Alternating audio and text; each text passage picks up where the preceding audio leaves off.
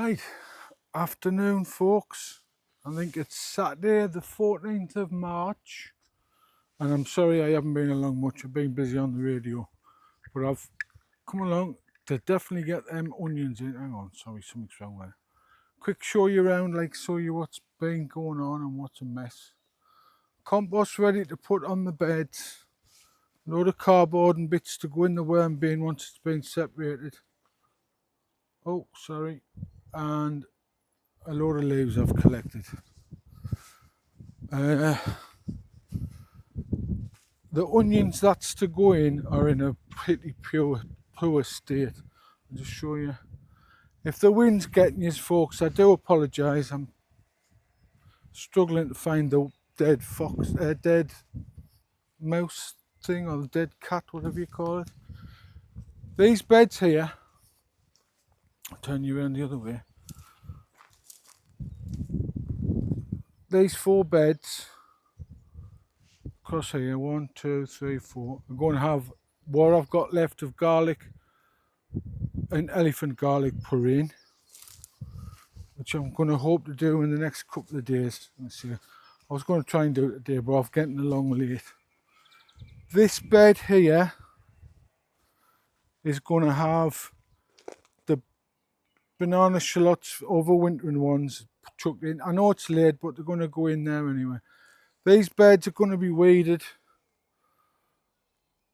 Them onions I'll probably leave in to sacrifice for the allium leaf miner and spray them regular. There's still some tatties in some of these that need taken out. These 2 beds for onions have started to drop down and rot nicely. A few weeds to come out, but other than that, not too bad. Right, tomatoes, obviously it's far too late, but I've got what's left in here. That's where the socket set went. I've been looking for that for weeks. Few bits to come out of here, as you can see. But looking so far, folks, it doesn't look like we've had any rats at them. Now, if that's the case, I may be able to get seed off the ones that's rotted in here. I should be able to get some of the seeds out of this stuff that's rotted, because them Heinz 1350s, I think they were, did really well, and they've just rotted down, so I should be able to get the seeds out of them no problem. I mean, I can always buy some more if I need be, but there's a few of them tomatoes are still should be perfect for getting the seeds out of some, but I'm not doing them this year. I will explain in a later video what I am doing and what I am getting out.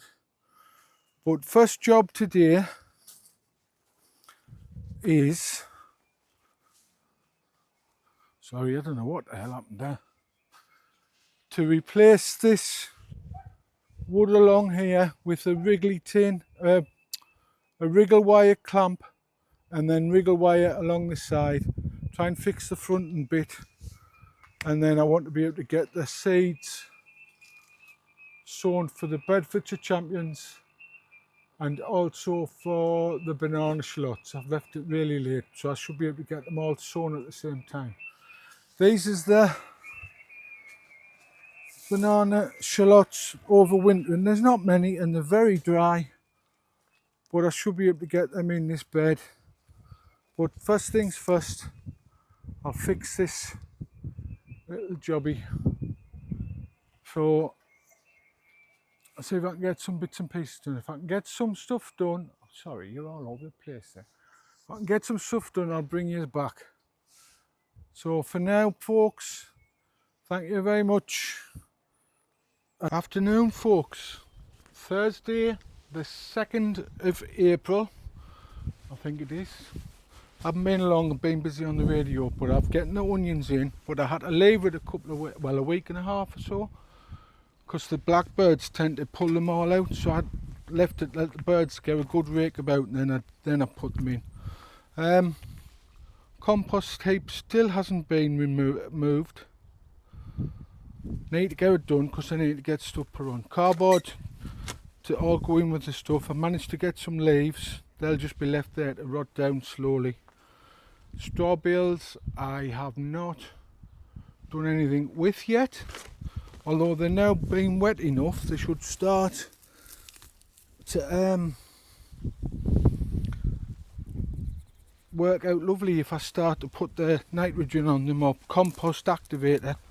Even we does, folks.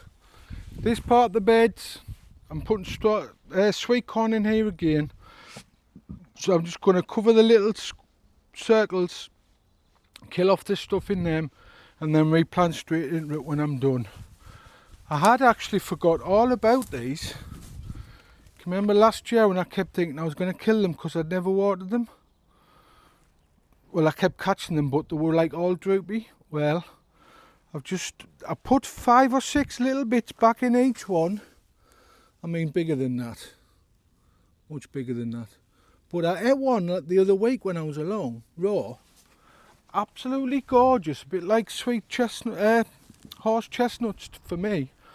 But absolutely lovely. I'll show you what I'm getting out of there first before I show you anything else. There's a few stone there. Actually, I'll get out the sun. There you are, look. Jerusalem artichokes, folks.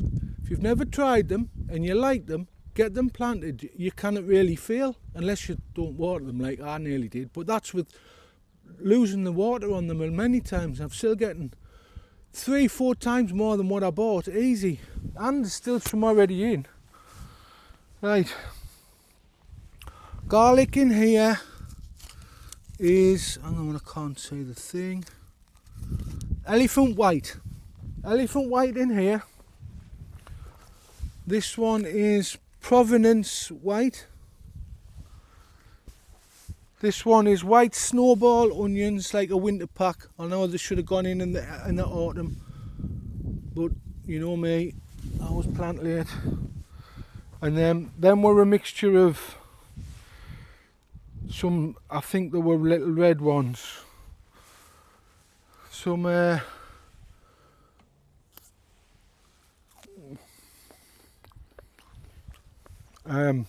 cabbage or brassica, cabbage broccoli. Sprouts, man. Tastes like sprouts. I might have that for me tea, actually. Don't know, it's starting to flower, but. And oh, there's a screw. I don't want to go any of them, do I? And a stone. In this bed, I know I'm in the shadow, folks, but Germador shallots and a few of the spare winter onions at the bottom.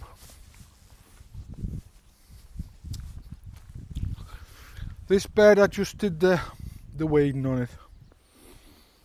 This bed, I haven't done anything with yet. Until I sort these out because they're really nice compost. These 2 beds, onions, I'm leaving them in as sacrificial, and when I start to get warmer, I'm going to spray them with the stuff that kills allium leaf miner, because them were the worst affected, I think, near the fence. I don't know if that makes much difference, but that's my thinking. And the potatoes, or chetties as I call them, or a lot of people around here call them, dug them all up. Well, nearly all of them. Pink fir, pink fir, pink fir, golden wonder, golden wonder, golden wonder, King Edwards. I've left these 2 last ones in because they were starting to shoot, if you can see there. So, and again, complete lack of water and the frosting. So all I got, and considering the other year I got hundreds. It's like soft, but there's some of them's alright. I mean, I'll have to peel them, which defeats the object with these kinds for me. But I'll probably just give up as a bad job, and like you say, a lot of them were rotten. The Chetty Tower, Brian's Chetty Tower, I have not dismantled. I'm going to need somebody with us to do that because it needs like two to like show you it being took apart live. So I'll do that at a separate time. If Fran ever shows his face. Hi. I don't know if I'll get it done today, but I need to sow some onion sets and some banana shallots. This bed wants just a good rake, as well as this bed, giving a good rake, get rid of some of this seed weed stuff. It seems to come up everywhere. That compost, what hasn't really been chucked about much, that's all going on these two beds. The low tunnel, I'll come over this side and show you. I was going to take some of these seeds from the banana tomatoes and grow them from them, but what I've decided to do is just buy seeds. So I've got Heinz 1350 seed, Redaughter, it's like San Marzano's big brother, and the one Dan from Danny, from the Welsh Garden. I can't remember his proper YouTube name. I haven't watched any YouTube in ages. He said he did one last year what's blight resistant, grows outdoors, even in Wales. So I thought I'll give it a go. I can't remember the name. If I can remember it, I'll put it on. And I've been checking the temperatures in here for a while to see if I could get away with putting seed in straight away from here. And it doesn't look like it's going to work. It's been down to -0.1, so just above minus, but it's been up to 26, and we've got another few cold days, so I'll have to see what happens. Oh, sorry folks. Well, like I say, I'm not in no big rush. Don't mind if my tomatoes go in a little bit late. I haven't even started the seed off yet. Can't really get the seeds started. I'm going to do some at home, or I will just lose them all on a cold snap. I can't keep the heat in. Something as big as, nice saying that, this is red hot in here. It was 20, more than 20 odd earlier on. 34 degrees. That one's not working properly, but I need batteries in that one. That one says 34. That one. You read it, but I've got the fan on. The battery, the window has destroyed itself, so it's getting like air in on one end, but the fan's blowing that around, so it's keeping it a bit cooler than it would normally. Like I say, in here I was going to use the seeds from, sorry folks, I was going to use the seeds from some of the spent tomatoes, because I got where I wanted. I got more than enough. And then I thought, I could come in because the rats haven't bothered them. Let me show you. There's that seed stuff's everywhere. I don't see the seed all bouncing off. I don't know what it is. I have no idea what to call it. But, I mean, it's easy pulled out, but it gets everywhere. I don't know where. It never used to be in my garden. So, like I say, if you look here, folks, in amongst the mess, the seed still in amongst. So if I just scrape some of that up and then put it on the top of some compost, I'll probably get some seeds. But like I say, I've decided to buy fresh because me and Steve from Digwell Greengrass, Digwell, I always want to call him Greengrass. That's nothing against you, Steve. You do not look like that fella. But Digwell Gardens, I'm forgetting his proper name as well, YouTube wise, Steve. We had a little conversation last year about Heinz 1350. Now they're supposed to be bush. Can I pass out now? It's that warm. But mine didn't really do like that. And Dan again, the Welsh gardener, he grew a couple, but he grew them up as a cordon like this. I think he lost them, so none of us really know what the proper way for these to be done is. So I'm going to do some 1350 in that low tunnel without any bits. There'll be a one along the back because there's no space for them to climb. Another one on that side, there's no space to, well, they could climb in the mesh a little bit, but I don't expect them to get very big. The rhubarb takes all the juice out of there, that has to come out as well. But I'm going to do redorter, I can't remember how you say it, on this one, this one, this one, and this one. And there's about 10, so it's 10, 20, 30, 40 plants. I might do 30 San Marzano's redorter, like the big brother, and one of, oh, I had another one. No, I can't remember it. Sorry folks, I can't remember it. No, aye, that's right. All the cordons in there are going to be redorter. No, sorry, no they're not. 3 of them are. One of them's going to be Heinz 1350 to see if one will grow. I'll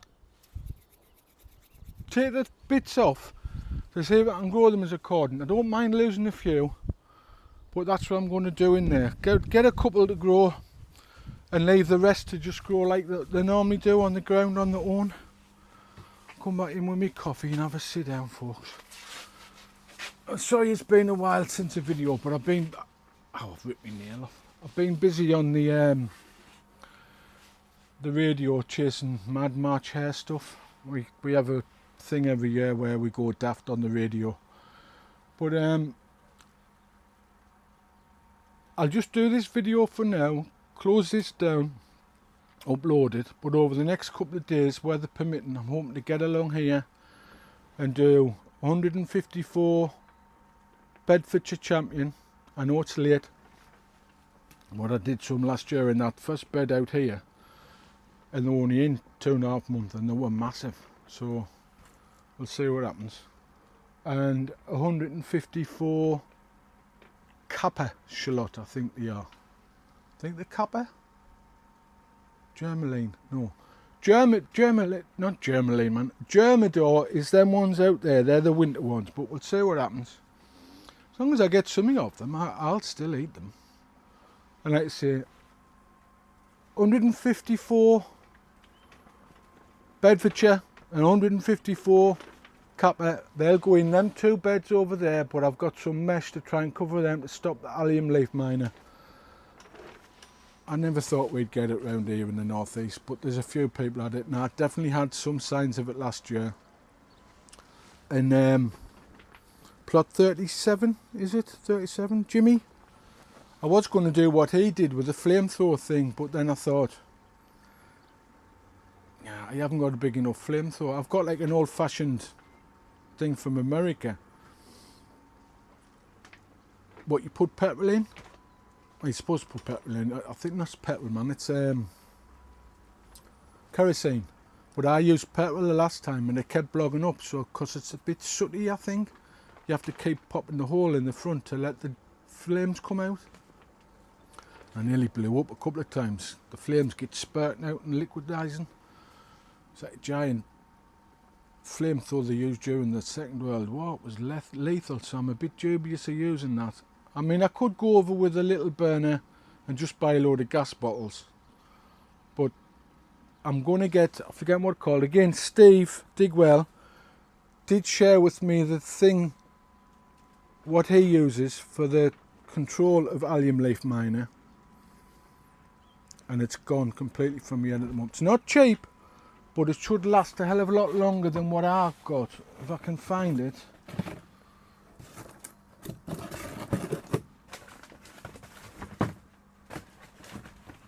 I've got it, I have to think it's in the shed. I've got a thing called Spinosad or Spinosad.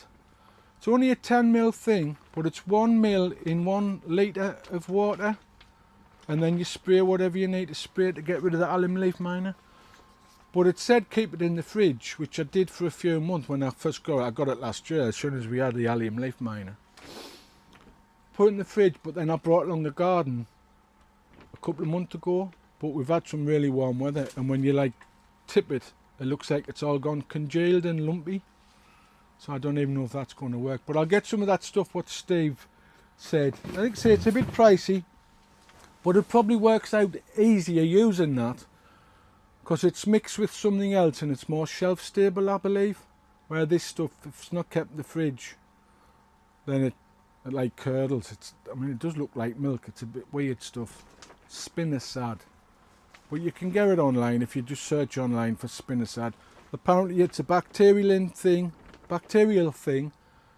that completely does in the immune system of the allium leaf miner flies and kills them within 24 hours. Not the nicest way to go, but it doesn't affect nothing else. So it looks like we're all going to have to carry on and keep using stuff like that, because that's just the way gardening is now. If you don't cover your stuff, you don't get to eat it, everything else eats it. But I'm very impressed with them, like I say, folks. I'll be eating some of them for my tea, and they don't give me wind. Not more than any normal I would get anyway. Let's see. Just a quick thing for any of me ham radio followers. There's my antenna up in the garden. And the new PMR 717. 171 I mean.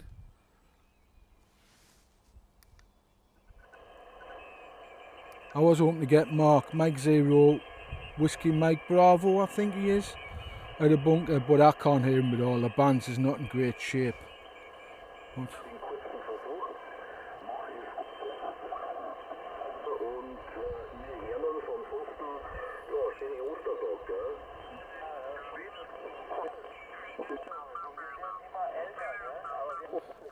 that time of day, folks, the EU tends to take over. So I'll do a bit more today. I'll get some stuff shifted around, clear them beds, try and get that compost on there. And even if I'm here late, I'm still going to try and do the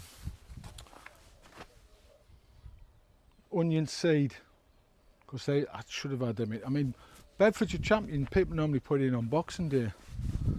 So, like I say, folks, we'll give you a thumbs up. Hang on. Can you see it? Love and likes, folks. All the best.